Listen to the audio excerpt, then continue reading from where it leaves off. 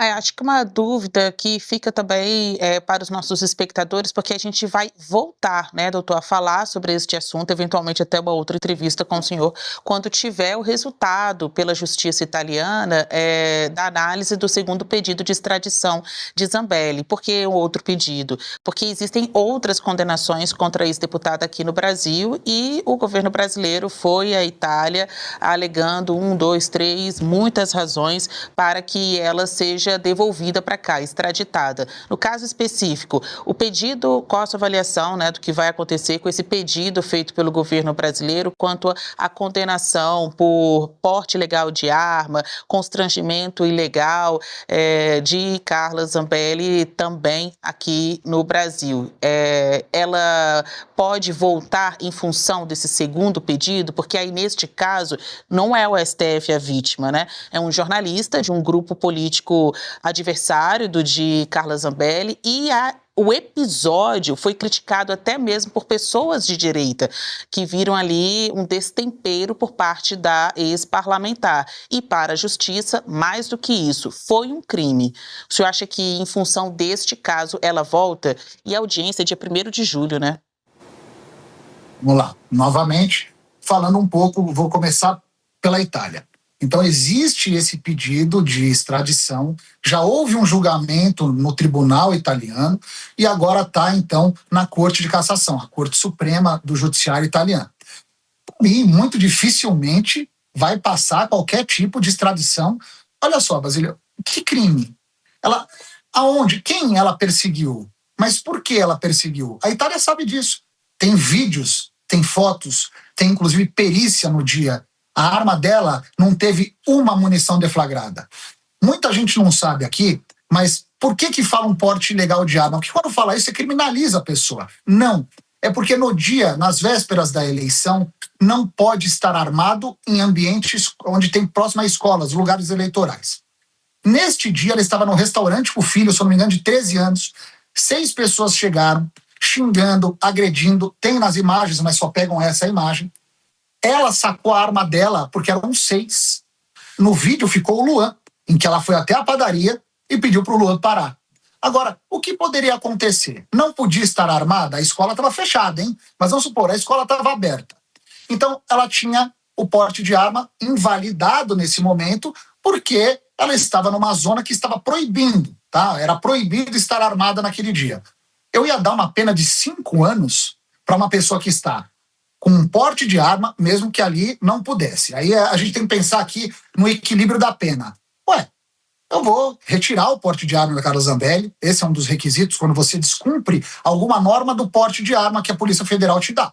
Então, eu tiro a arma da Carla Zambelli, não dou o direito ao porte da Carla Zambelli e pode ter um processo administrativo, um processo criminal, agora um processo que foi retirado do Tribunal de Justiça do Estado de São Paulo, e foi jogado para o STF, não é que foi jogado, ele foi puxado do STF pelo Gilmar Mendes, quando ele viu que teve a oportunidade de colocar na Itália para reforçar o do CNJ. Então, o caso da arma é um caso que a gente tem uma sociedade não armamentista, mas a gente não pode aqui também criminalizar uma pessoa que poderia estar armada, foi perseguida, e as pessoas falam, olha, Carla Zambelli simplesmente perseguiu um homem armado. Tudo bem, precisamos então saber qual foi o contexto dessa perseguição. Ela não estava ali num lugar, sacou uma arma e falou, vou te matar porque você é não sei, um petista, um comunista, eu não sei, não estava no dia, mas do ponto jurídico, olha, teve uma pena completamente fora do comum, traficantes não pegam essa pena, pessoas que têm armas, fuzis, não pegam essa pena, e ela pegou uma pena de 5 anos por uma arma registrada na Polícia Federal com porte de arma válido. Agora, quando se fala, concordo, que muita gente do próprio partido recriminou a atitude, óbvio, Bolsonaro perdeu, ela se sentiu culpada. Mas isso a gente não pode misturar, porque foi uma cena para um país não armamentista, uma cena feia, né? Quem não gosta de arma, não entende o contexto. Agora, 5 anos de prisão, para mim, que é advogado, isso não cola. Foi uma pena totalmente desproporcional. Eu queria saber qual a avaliação que o senhor faz da atitude da sua cliente de ter fugido para o exterior. Se o senhor considera correto, compreensível, ou se ela deveria ter ficado aqui e enfrentado as consequências aí da eventual condenação e cumprimento de pena? Ané, boa tarde. Olha só, eu não posso julgar o que a Carla Zambelli decidiu na hora, não era o advogado dela, mas sou muito sincero aqui falando, acho que o Brasil todo sabe, se ela ficasse aqui, qual é a chance dela se defender nessa corte com Alexandre de Moraes? Nenhuma. Ele não quer aceitar a decisão da Itália não extraditá-la? Ele não quer aceitar a decisão da Espanha não extraditar Oswaldo Eustáquio? Ou seja, de novo, é o que eu falo, nós estamos errados, são os advogados estão errados, são os outros países, as supremas cortes de outros países falando que há excesso sim. Então, não vou aqui fazer juízo de valor sobre o que aconteceu ou não ali no episódio da Carla Zambelli, já falando que, de novo, não tinha provas para condená-la. E se tivesse, que não fosse 10 anos. No caso da arma, um porte de arma, você tem autorização. Ah, mas era época de eleição, não podia estar armada perto de escola. Realmente, não era. Tinha uma escola de inglês sem funcionar. Ela caiu numa cilada de 6 pessoas tentando agredi-la. Essa pessoa, inclusive, que está aí passando na tela, teve um mandado de prisão porque não cumpriu a determinação judicial. E ele zomba nas redes sociais da Carla Zambelli.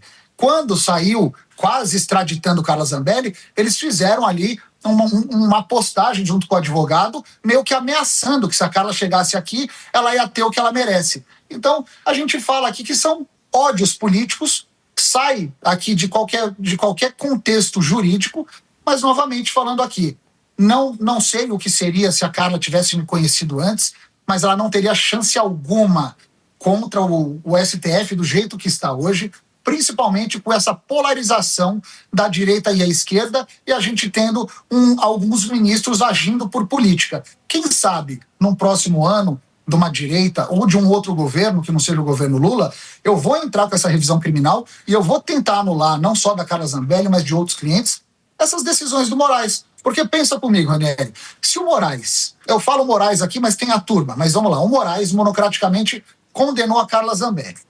Um país fala que a Carla Zambelli foi condenada sem prova, injustamente, com imparcialidade. Qual é o mínimo, então, da reciprocidade dos países? Olha, então julga de novo a Carla Zambelli. Porque se achassem que a Carla fosse culpada, o próprio ministro da Justiça italiano podia pedir que ela cumprisse pena na Itália. Ele não pediu, porque ele não viu provas suficientes, mas ele não pode julgar pelo Brasil. Agora, se o Alexandre de Moraes foi imparcial, que se volte. Agora, tudo bem. Se ela for condenada por uma outra turma, vamos respeitar a decisão de uma outra turma. Agora, por uma turma que já estava ali de uma forma contaminada politicamente, eu acho que ela não teria chance.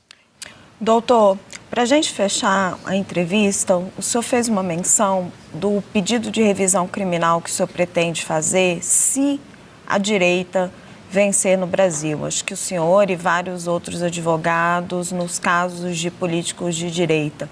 Essas decisões judiciais, como essa do Tribunal da Itália, elas podem ajudar, podem servir de argumentação nesses casos? Com certeza. Eu sou diretor do Advogado de Direita do Brasil, mas olha só, quando a gente fala na direita, não é porque a direita vai simplesmente, porque a direita vai ser um viés só de direita. Não é isso. Eu queria que a justiça funcionasse para os dois lados, tanto para a esquerda quanto para a direita. Eu acho ruim quando a gente fala, se a direita vai ajudar só a direita. Mas, olha, se a gente não tiver uma reforma no nosso judiciário, ele não virou mais um judiciário. Esse é meu medo, Raquel, porque olha só, a gente não tem mais garantia. A defesa hoje, quando faz um recurso, simplesmente a resposta do ministro, quando ele quer dar, ele fala que é meramente protelatório. Ou seja, o advogado virou nada, é um peso de papel. Ele cumpre apenas o protocolo. Então, o que eu espero é com um governo próximo, não sei, que a direita ganhe, que o centro ganhe, não sei, mas vamos falar da direita ganhando. A direita ganhando, não estou te ouvindo. Mas o que eu queria que o senhor explicasse é como que essas decisões internacionais podem ajudar nessas argumentações. Isso, o quão forte isso é? Tá, vou chegar lá agora. Então, com um Supremo diferente, eu trazendo essas aberrações internacionais, ou seja, as decisões de Espanha, Polônia, Estados Unidos, com certeza isso vai pesar muito para que a gente tenha um consenso melhor dentro do Supremo Tribunal Federal nesses casos políticos. Porque o único problema do Brasil são nos casos políticos. Se a gente for olhar o Supremo Tribunal Federal em outra esfera, ele anda bem. Agora, o problema é esse, é despolitizar. E com essas vitórias que tivemos fora do Brasil, eu espero trazer aqui um pouco de material para que o próprio STF, hoje presidido pelo Fachin, ele enxergue que ele está exagerando quando trata de políticos. Bom, pessoal, é isso, né? Chegamos aqui ao fim do nosso recorte, mas aqui, meus amigos, a opinião é sua. Peço para que você deixe aí nos comentários o que você acha de tudo isso. Se gostou do nosso recorte, eu serei eternamente grato com seu like, mas agradeço também a sua participação, a sua audiência, né, o seu engajamento com o seu comentário aqui nessa tarde de sexta-feira, tá bom? Um abraço aí a todos vocês e até o próximo vídeo.